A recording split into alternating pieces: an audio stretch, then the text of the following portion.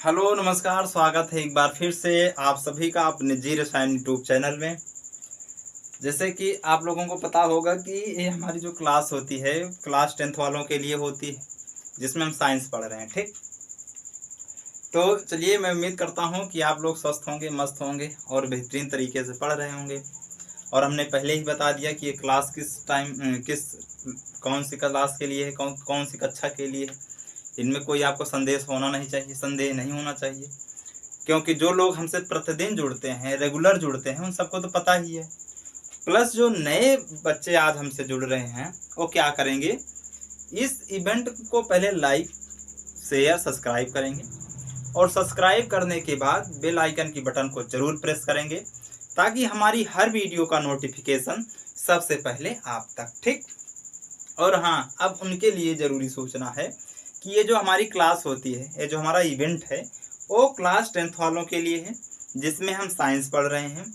और साइंस में भी हमारा पहला अध्याय ख़त्म हो गया है, जिसमें क्या थी, रासायनिक अभिक्रिया एवं समीकरण था। उसको हमने पूरा पढ़ लिया है, पूरा चैप्टर ख़त्म हो गया है।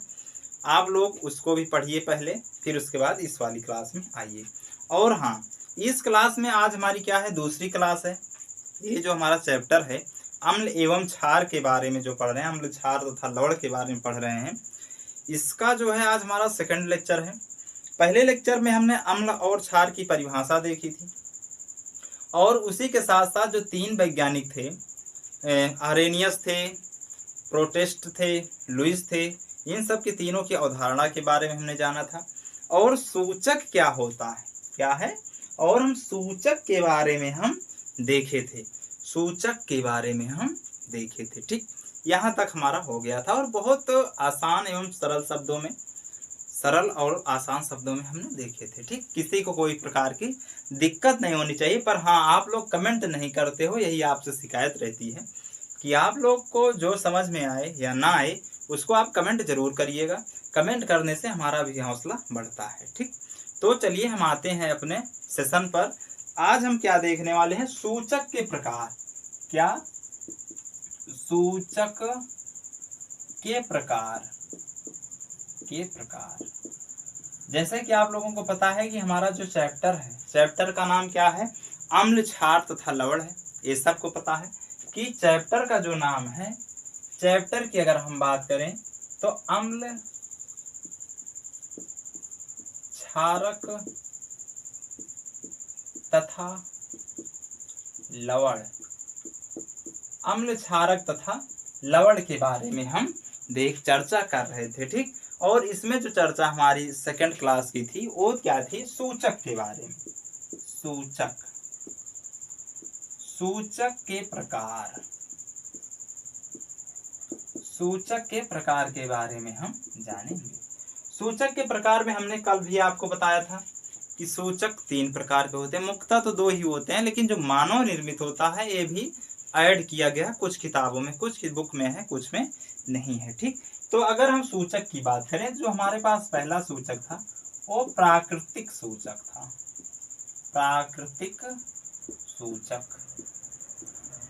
ठीक, सेकेंड नंबर पे जो था संश्लेषित सूचक,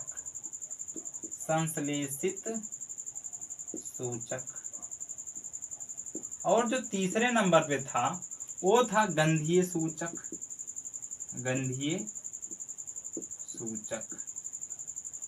ठीक, इसको हमने कल भी लिखाया था कि प्राकृतिक सूचक, संश्लेषित सूचक और गंधीय सूचक तीन प्रकार के होते हैं। ठीक, अगर इसमें हम पहले की बात करें तो प्राकृतिक सूचक की बात करें हम, तो प्राकृतिक सूचक का मतलब ही होता है कि जो प्राकृतिक ने हमें दिए हैं, कि जिस पर आदमी का कोई बस नहीं है, वो अपने आप विनाश होंगी, अपने आप जन्म लेंगी, अपने आप मृत्यु में जाएंगी ना। तो उसे हम क्या कहते हैं, प्राकृतिक, जो हमें ईश्वर के द्वारा प्राप्त किया गया है, उसे हम प्राकृतिक सूचक कहते हैं। अगर इसमें प्राकृतिक की बात करें तो अगर इसके हम परिभाषा की या शब्दों में देखें, तो जो प्राकृतिक द्वारा हमें प्राप्त होते हैं या जो हमें प्राकृतिक से मिलते हैं, उन्हें हम प्राकृतिक सूचक कहते हैं। ठीक, जो जो हमें प्राकृतिक से मिलते हैं, प्राकृतिक से मिलते हैं, उसे हम क्या कहते हैं, प्राकृतिक सूचक कहते हैं। अब प्राकृतिक से हमें क्या मिलता है, जैसे आप लोगों ने एक नाम सुना होगा लिटमस। क्या नाम सुना है आप लोगों ने, लिटमस। आपने कक्षा 8 में भी सुना होगा, 9th में और 10th में तो हम पढ़ा ही रहे हैं, ठीक। कि 10th में लिटमस जो होता है वो लाइकेन के पौधों से प्राप्त होता है। अगर इसे हम पहले की बात करें तो लिटमस है, क्या है, लिटमस। अब सोचिए, लिटमस कोई पात्र नहीं है, लिटमस कोई आदमी द्वारा निर्मित नहीं किया गया है, लिटमस एक प्राकृतिक इससे हमें मिला है, जिसे क्या, जो किससे प्राप्त होता है, जो लाइकेन के पौधे से प्राप्त होता है, जो लाइकेन के पौधे से मिलते हैं। जो लाइकेन क्या होते हैं, जो लाइकेन के पौधे से मिलते हैं, यानी लिटमस जो होता है वो हमें लाइकेन के पौधे से मिलता है। अगर इससे अम्ल की बात करें, तो अम्ल क्या होता है, लिटमस क्या करता है, अम्ल को पहले क्या करता है, नीला करता है, फिर लाल कर देता है। क्या करता है, नीले लिटमस क्या करते हैं, लाल रंग में बदल जाते हैं। नीले लिटमस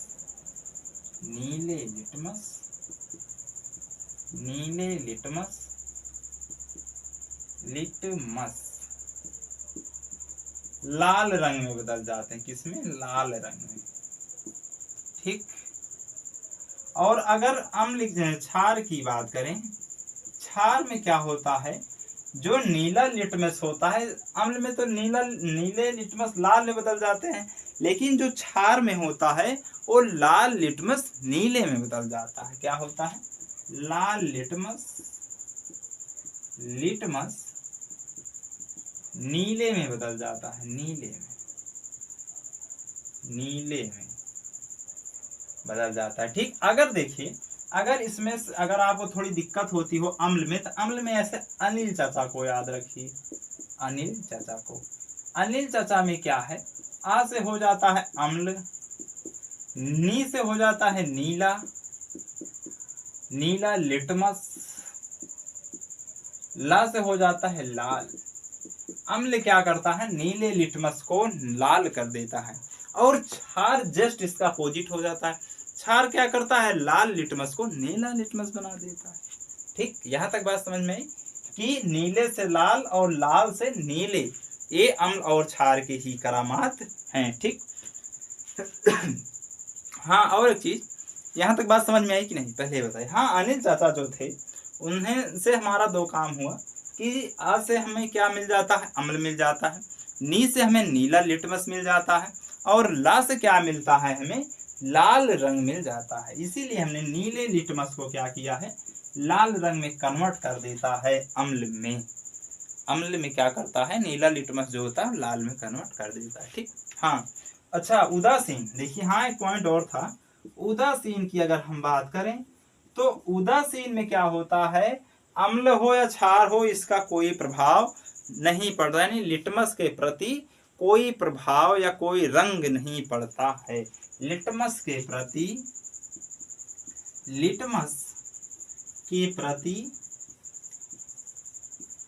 कोई रंग नहीं परिवर्तित होता है, ठीक।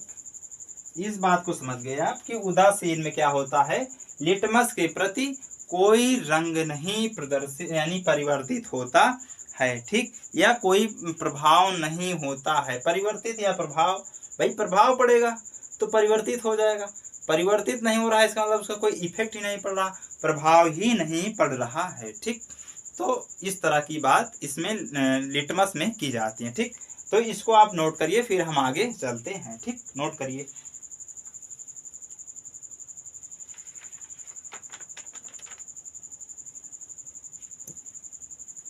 ठीक, नोट कर लिए, हटाएं, चलिए हटा रहे हैं। अब हम दूसरा देखते हैं। ये तो लिटमस की बात हुई जो हमें प्राकृतिक के रूप में मिलता है या प्राकृतिक से मिलता है। और अगर दूसरे की हम बात करें, जैसे हल्दी, हल्दी सब लोगों ने देखा है। हल्दी की अगर हम बात करें, दूसरे नंबर पे जो हमारे पास है, जो प्राकृतिक की देन है। किसकी देन है? प्राकृतिक के। देखिए हल्दी में क्या होता है, अम्ल के साथ कोई रंग परिवर्तन नहीं करता है। जो अम्ल होगा वो हल्दी के साथ कोई रंग परिवर्तित नहीं करता है। क्षार भले पीला से लाल हो जाता है। क्षार में अगर पीली हल्दी होगी तो लाल हो जाएगी, हल्दी नहीं हल्दी होगी। ठीक, अगर अम्ल की बात करें तो इसमें कोई भी रंग परिवर्तन नहीं होता है। हल्दी की बात करें अम्ल में, तो इसमें कोई रंग परिवर्तन नहीं होता, कोई रंग परिवर्तन नहीं होता है। ठीक, अम्ल की बात करें तो इसमें कोई रंग परिवर्तन नहीं होता है। ये आपको बहुविकल्पी में ऑब्जेक्टिव टाइप क्वेश्चन में ये पूछ सकता है कि हल्दी जो होता है अम्ल में इसमें क्या प्रभाव डालता है। तो उसमें आप ऐसे टिक भी दिया जाएगा कि इनमें से कोई प्रभाव नहीं पड़ता, इसमें कोई रंग नहीं प्रभावित करता, कोई रंग नहीं परिवर्तित होता। ठीक, तो इस तरह के प्रश्न आपसे पूछे जाएंगे। अगर दूसरी चीज यही क्षार की बात करें, अगर क्षार में इसको मिलाओगे हल्दी को, तो अगर पीला रंग होगा तो क्या हो जाएगा, लाल रंग हो जाएगा। पीले रंग की हल्दी लाल रंग में कन्वर्ट हो जाएगी, यानी बदल जाएगी, यानी पीला से लाल हो जाएगी। क्या हो जाएगी, लाल। यहां तक बात समझ में आई। प्राकृतिक के रूप में हमें दो चीज मिली, एक लिटमस, दूसरा हल्दी।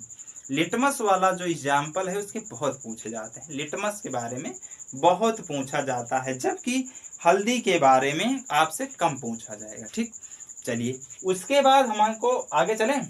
उसके बाद हम तीसरा पॉइंट देखते हैं। ठीक, हटाएं, सबको नोट करते चल रहे हो ना, सभी लोग नोट करते चलिएगा एक एक पॉइंट को। ठीक, तीसरे की हम बात करते हैं गुड़हल। अगर हम गुड़हल की बात करें, हाँ यही जो गांव में आपके फूल मिल जाते हैं, जो गुड़हल का फूल होता है, इसी की हम बात करते हैं। अगर अम्ल में होगा तो गुलाबी रंग का दिखेगा। अम्ल के साथ ये क्या करता है, गुलाबी रंग में दिखता है। वहीं क्षार में अगर बात करें, जैसे गुलाबी रंग तो आपको मिल जाता है। जैसे अम्ल की बात करें, अम्ल में क्या होता है, गुलाबी रंग में दिखता है। कौन से, गुलाबी रंग ना, गुलाबी रंग। अगर क्षार की बात करें, क्षार में बात करें तो इसका हरा रंग हो जाता है, हरा रंग। ठीक, बहुविकल्प में पूछे कि गुड़हल का अम्ल में कौन सा रंग हो जाता है, तो कौन सा हो जाता है, गुलाबी रंग हो जाता है। हाँ वही गुड़हल का फूल, वही भाई यहाँ लिख लीजिए, गुड़हल का फूल, बस गुड़हल का फूल। तुम लोग तो एक एक पॉइंट पे नजर रखते हो ना कि गुड़हल साल अकेले कैसे हो गया, गुड़हल का फूल होगा। ठीक, यहाँ तक बात समझ में आई। अगर यहाँ तक बात समझ में आई हो तो प्राकृतिक के हमने तीन एग्जाम्पल देखे, लिटमस देखा हमने, हल्दी देखा और गुड़हल भी देखा। अब हम देखते हैं कि जो है संश्लेषित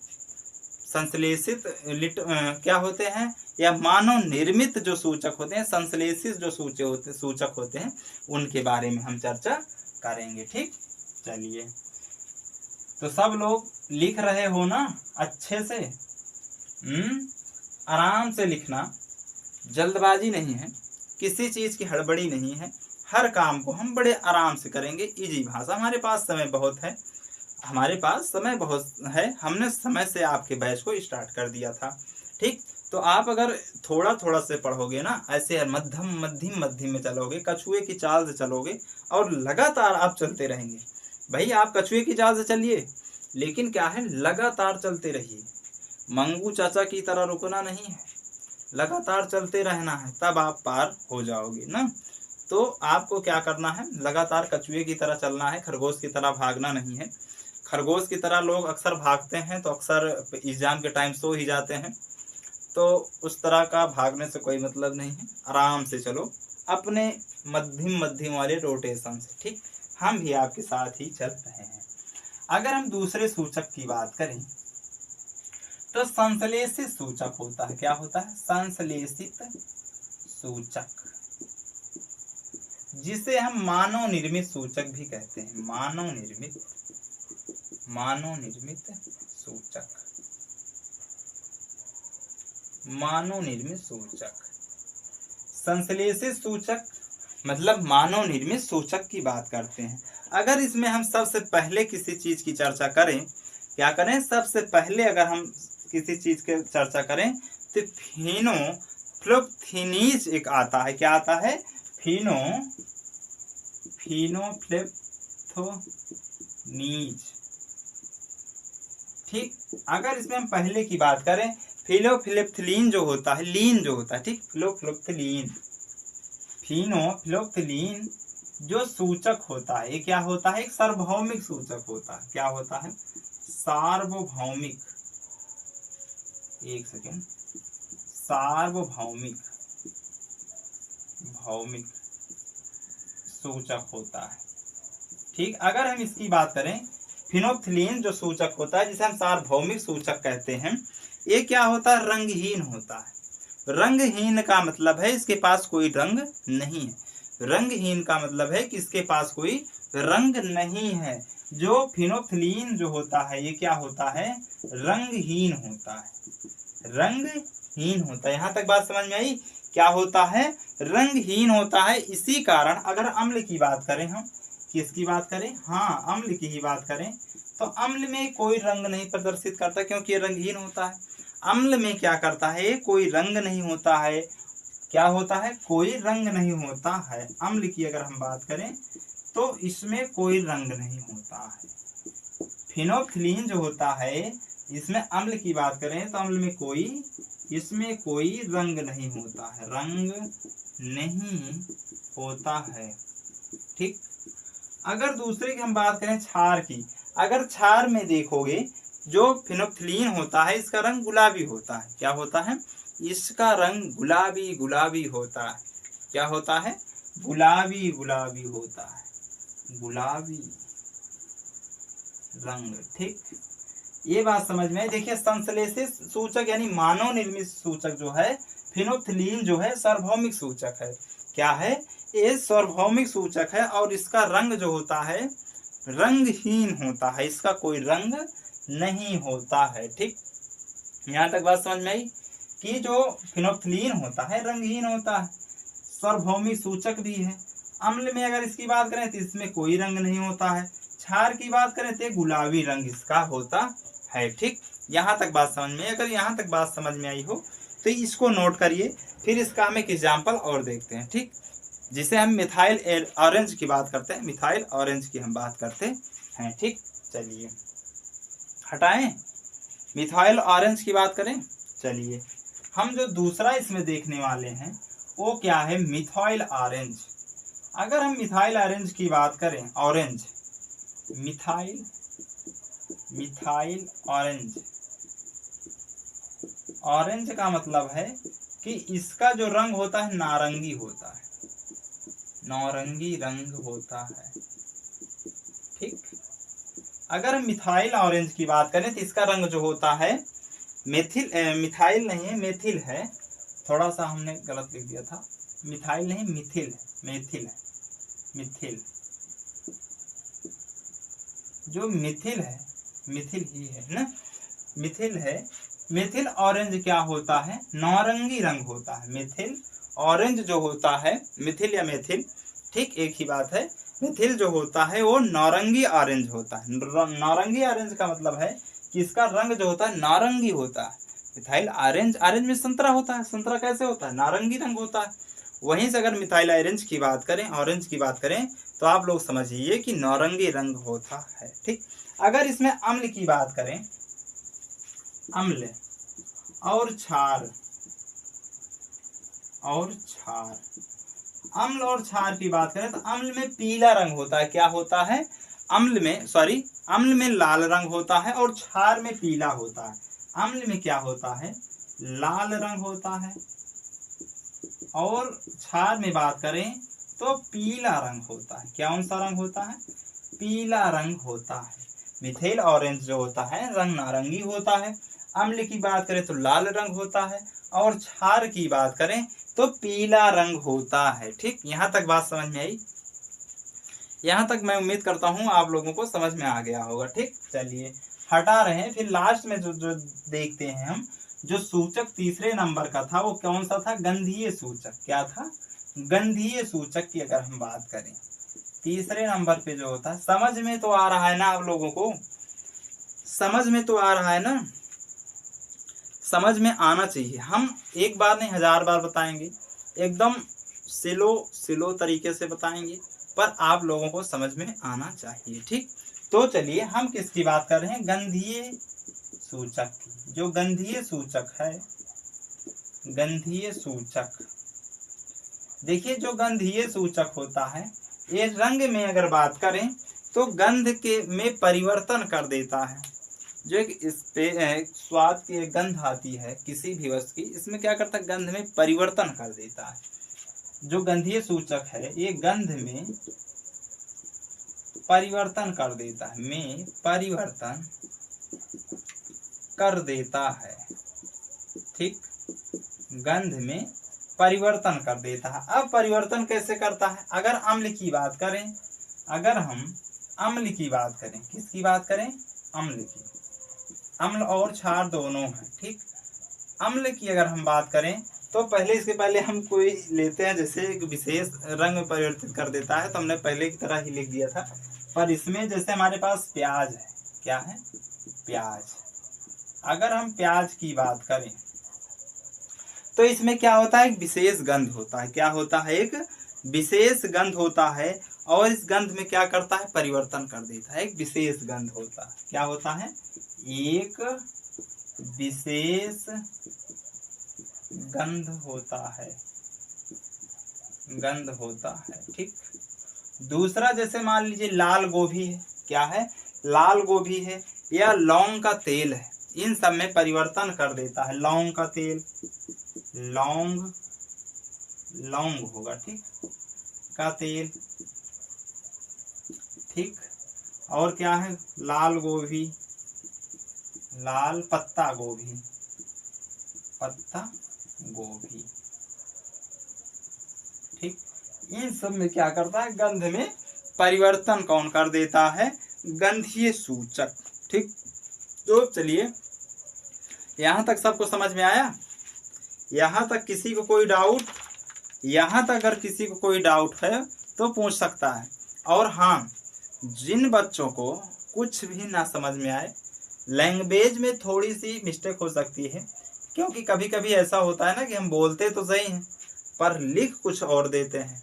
ठीक, या कभी कभी लिख और कुछ देते हैं और बोलते कुछ और रहते हैं ना। तो उसके लिए आप लोग क्या करिएगा, उसको हम थोड़ा मेंटेनेंस कर लेंगे, पर आप लोग थोड़ा सा उस क्या करिएगा, वीडियो को रिवाइज करके पीछे करके देखिएगा। एक बार आप रिवाइज करके देखेंगे उसे तो आसानी से समझ में आ जाएगा। ठीक, तो चलिए फिर आज की क्लास को यहीं तक रखें। चलिए ठीक है, आज की क्लास को हम यहीं तक रखते हैं।